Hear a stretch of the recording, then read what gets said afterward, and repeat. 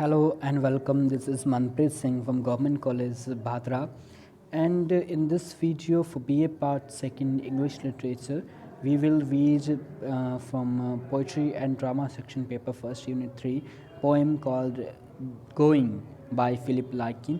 This poem is a very famous poem about death by Philip Larkin. Philip Larkin is one of the 20th century's famous poet. This is Philip Larkin. First, about the poetry in this section, we'll read about the poet. Philip Larkin was born in Coventry, England. He was born in the county of Coventry, England in 1922. He earned his BA from St. John's College, Oxford, where he befriended novelist and poet Kingsley Amis and finished with the first class honors in English. So he's finished with first class honors in English literature or English. He was very talented from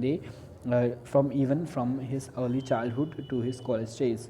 After graduating, Larkin undertook professional studies to become a librarian. He studied to be a librarian. He worked in libraries his entire life. पूरे जीवन वो पुस्तकालयों में librarian के रूप में काम करते रहे. First in Shropshire and Leicester, and then at Queen's College in Belfast, and finally as librarian at the University of Hull. So उन्हें पढ़ने का अच्छा शौक था, इसलिए वो लाइब्रेरीज में ही काम करते रहे.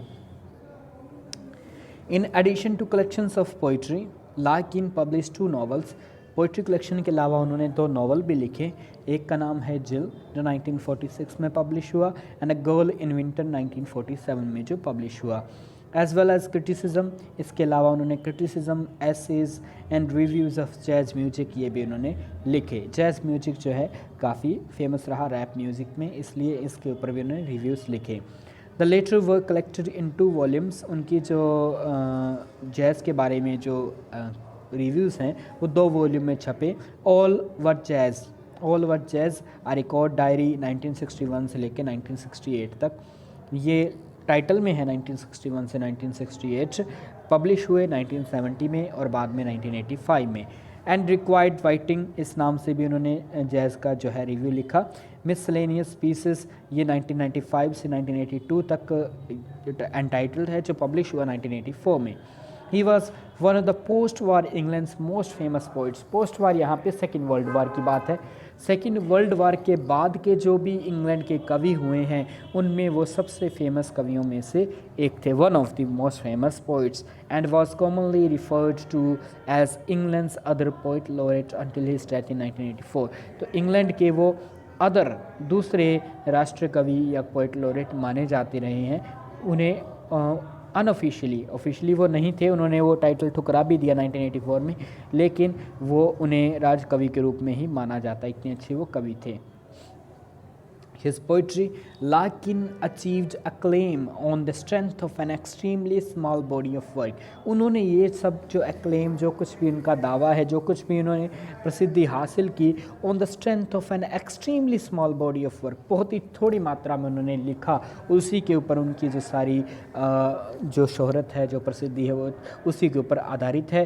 Just over 100 pages of poetry, बस 100 से कुछ ज़्यादा pages of poetry in 4 slender volumes, 4 बहुत ही स्लेंडर वॉल्यूम्स में, बहुत ही छोटी बारीक वॉल्यूम्स में उन्होंने ये लिखा, स्लेंडर पतली वॉल्यूम्स में. That appeared eight almost decade long intervals, और वो 4 भी लगभग 10-10 साल के अंतर में पब्लिश हुई. हिज पोइट्री कलेक्शंस आर, उनकी पोइट्री कलेक्शंस के नाम है the less deceived 1955, the Whitson weddings 1964 and high Windows 1974.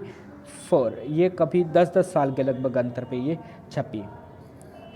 About the poem, ये जो पोएम है going, what is this poem about. Poem का टाइटल है गोइंग, जाना. लेकिन जैसा कि साफ इन्होंने खुद भी माना है, और ये पोएम जो है वो डेथ के बारे में है. मौत भी एक प्रकार से दुनिया से जाना है, इस मौत के बारे में वो लिखते हैं. The poem was originally published in 1955. पहले इसे 1955 में ये पब्लिश हुई थी. जो इनकी लेस रिसीव्ड पोइट्री कलेक्शन है उसके साथ Larkin's बुक, उनकी बुक में the less received, Larkin originally plan to title ही द वर्क डाइंग डे. पहले उन्होंने इस पोइट्री कलेक्शन का जो टाइटल है वो रखना था डाइंग डे, मौत का दिन, बाद में इन्हें इसे चेंज करके गोइंग कर दिया। This piece of information makes it even clearer that the work is about death. इसी से पता चल जाता है कि ये जो पोएम है वो मौत के बारे में है। Going by Philip Larkin speaks on the presence of death in one's life. ये पोएम जो है मनुष्य के जीवन में मौत की उपस्थिति के बारे में बात करती है एंड इस eventual consumption of every living thing, और किस प्रकार से इवेंचुअली आखिरकार क्रमबद्ध रूप से आखिर में जो है जो मौत है वो हर चीज़ को, एवरी लिविंग थिंग, हर जीवित वस्तु, हर जीवित जीव को, सजीव को वो मौत जो है अपने आगोश में ले लेगी, इसके बारे में ये बात करते हैं। और मौत जो है वो कैसे आती है, वो अलग प्रकार से इन्होंने अलग अलग सिंबल यूज़ करते हुए, मेटाफर यूज़ करते हुए मौत को दर्शाया है। The poem begins with the speaker taking note of a particular dark evening in the distance. So the poem starts with the speaker of the poem, the poet himself, or maybe anyone, the narrator, taking notes of a particular dark evening in the distance. ऐसे है जैसे रात को शाम हो रही है और कोई पर्टिकुलर, कोई ख़ास रात है, दूर से वो रात जो है आ रही है, अंधेरा जो छा रहा है। वो मौत को इस प्रकार से देखते हैं पहली लाइनों से, it is this silken blackness that eventually comes forward.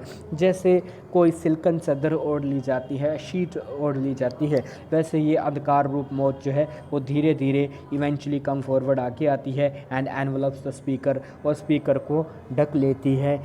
और किस प्रकार से मौत आने के बाद कैसे भारीपन जो फील होता है उसके बारे में। गोइंग की ये जो पोएम है बहुत ही छोटी सी पोएम है, इसकी 10 ही लाइनें हैं। सो फर्स्ट 3 लाइनें हम पढ़ेंगे, लास्ट में 4 लाइनों में आखिरी जो स्लाइड है। सबसे पहली इन 3 लाइनों में डेथ को एक रात के रूप में, एक नाइट के रूप में देखा गया है।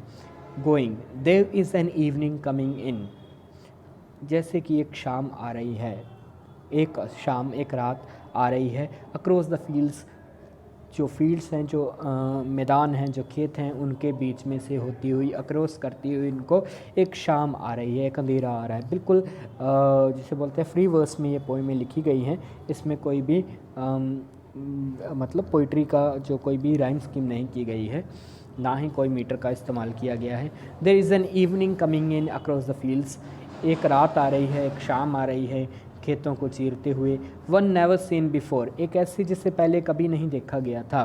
The lights that lights no lamp, और एक ऐसी रात, एक ऐसा इवनिंग, एक ऐसी शाम जिसके लिए कोई लैंप नहीं जगाया जाता। रात जब होती है तो लाइटें जगा दी जाती हैं, दिए जला दिए जाते हैं, लाइट्स ऑन कर दी जाती हैं, but for this evening no light has been lighted, कोई लाइट नहीं जलाई गई है, कोई उम्मीद नहीं है इस मौत के सामने। ये अंधकार तो सबको ही सहना पड़ेगा। मौत एक ऐसी रात है जिसमें कोई उम्मीद नहीं है, जब मौत आती है तब कोई भी लाइट, कोई भी रोशनी नहीं होती। फिर मौत एक शीट की तरह है, एक चादर की तरह है, सिल्कन इट सीम्स, ये जो अंधकार है ये एक सिल्कन लगता है, रेशमी लगता है। It seems at a distance, दूर से देखने पर तो ये रेशमी चादर की तरह लगती है। Yet when it is drawn over the knees and breast, लेकिन जैसे जैसे इसे ओढ़ा जाता है, जैसे हम चादर लेते हैं पैरों से शुरू करके अपने सिर की ओर लाते हैं उसे, उसी प्रकार से जब ये इसे ड्रॉन अप, इसे ऊपर की ओर खींचा जाता है, या ये जो मौत का अंधकार है वो घुटनों से लेके छाती की ओर बढ़ता है, इट ब्रिंग्स नो कम्फर्ट। दूर से तो ये रेशमी लग रहा था लेकिन इसमें कोई कम्फर्ट नहीं है। रेशमी होने की दुख दिखने के बावजूद it does not feel any comfortable at all, ये बिल्कुल भी कंफर्टेबल नज़र नहीं आता, इसमें कोई कंफर्ट नहीं है, कोई आराम नहीं फील होता। फिर आखिर की जो लाइनें हैं उसमें वो कहते हैं कि मौत अब आ गई, पहले रात की तरह। It was coming from a distance, then it was like a sheet, a silken sheet, and in the last lines the poet says कि मौत अब आ गई है and how it feels to be dead. अब मौत आने के बाद अब कैसी फीलिंग, मौत जो आ चुकी है लगभग, तब कैसा फील होता है, कैसे एक भार सा फील होता है। जो द पोइट 3 सवाल यहाँ करता है, आखिर की जो 4 लाइनें हैं उनमें वो 3 सवाल करता है। पहला सवाल, where has the tree gone that locks earth sky, वो ट्री कहाँ चला गया, यानी कि ये शरीर कह लो या फिर ये कह लो कि जो हमारा जो फीलिंग है, जो हमारे इंसान जो है अपने शरीर को फील करता है नर्वस सिस्टम के ज़रिए, सो उनका शरीर जो है पैरालाइज हो गया है। या वो कह रहे हैं कि where has the tree gone, वो पेड़ कहाँ चला गया है। पेड़ जो है एक मेटाफर के रूप में इंसान के कॉन्शियसनेस के बारे में है कि इंसान की वो कॉन्शियसनेस कहाँ चली गई। That locked earth to sky, जिसने धरती को आसमान से जोड़ रखा था, वो पेड़ कहाँ चला गया। यानी कि जिसने जीवन को आफ्टर लाइफ या आत्मा को शरीर से जोड़ रखा था, वो ट्री अब कहाँ चला गया। What is under my hands, मेरे हाथों के नीचे क्या है। That I can not feel, मेरे हाथों के नीचे क्या है कि मैं अब फील नहीं कर सकता, कि जो हाथ मेरे अपने थे अब अनकॉन्शियस होने लगे हैं, एक बेहोशी छाने लगी है, अचेतना आने लगी है। उस अनकॉन्शियसनेस में I can not feel my own hands, मैं खुद के अपने हाथ फील नहीं कर पा रहा हूँ, मेरे हाथों के नीचे क्या है। और आखिर में वो सवाल करते हैं what loads my hand down, मेरे हाथों के ऊपर ऐसा कौन सा वज़न है कि मेरे हाथ जो है वो नीचे की ओर जा रहे हैं, नीचे की ओर बैठ रहे हैं, उन्हें नीचे की ओर खिंचाव फील हो रहा है कि कौन सी ऐसी चीज़ है, कौन सा ऐसा वज़न है। ये सब जो है सिंबॉलिकली वो मौत के बारे में बात कर रहे हैं। इन सिंबल्स के ज़रिए वो कहते हैं कि कनेक्शन जो लाइफ और आफ्टर लाइफ के बीच में था वो खो चुका है।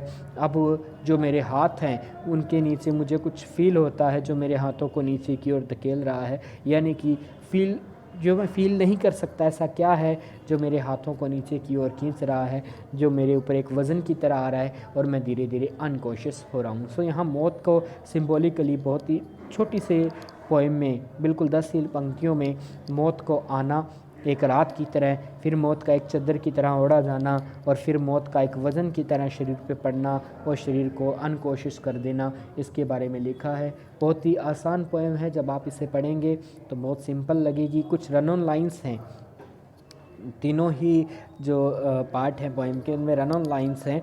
लाइन के जो कॉमा जहाँ पे लगा है उसके अलावा कुछ लाइनें जो बिना कॉमा के ख़त्म हो रही हैं नेक्स्ट लाइन में जाती हैं, तो उन्हें उसी प्रकार से मतलब कंटिन्यूसली पढ़ेंगे तब आप इस मीनिंग को समझ पाएंगे। बहुत ही सिंपल इस पोएम को पढ़िए। और अगर आपको कोई समस्या होती है तो आप व्हाट्सएप पे या फिर यूट्यूब में कमेंट भी कर सकते हैं। इसका जो ये टेक्स्ट स्लाइड्स हैं ये मैं व्हाट्सएप पे शेयर कर रहा हूँ, आप पढ़ें, क्वेश्चन करें और इसे समझने का प्रयास करें। धन्यवाद।